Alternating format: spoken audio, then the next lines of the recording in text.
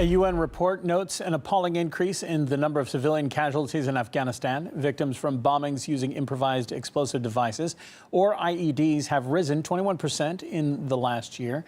Deaths from suicide attacks are even worse, up 46%. The report shares the story of a teenager injured in one such attack. I was taking part in a cricket match at the time. After the game, some of the guests were to give speeches, but before those got underway, I heard an explosion and saw smoke. I saw my blood and realised I'd been injured. I started running. There was a second explosion and I fell to the ground and lost consciousness. It's inhuman to attack players at a game. Well, it has been 17 years since the start of the U.S. invasion of Afghanistan. Despite the war, the Taliban has only increased its influence and now controls almost half the entire country.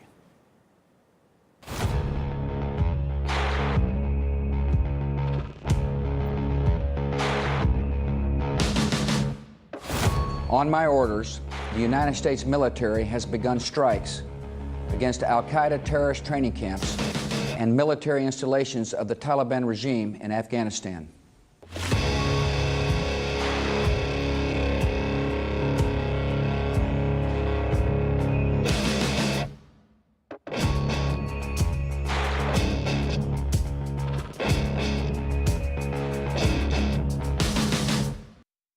Taliban willing to come to the negotiating table. There's no talking to the Taliban. We don't want to talk to the Taliban. The only path to peace and political legitimacy for them is through a negotiated settlement. The Taliban trembles as they hear our approach. There is interest that we've picked up from the Taliban side, even going before the Kabul conference. Their choices are to reconcile, live in irrelevance, or die.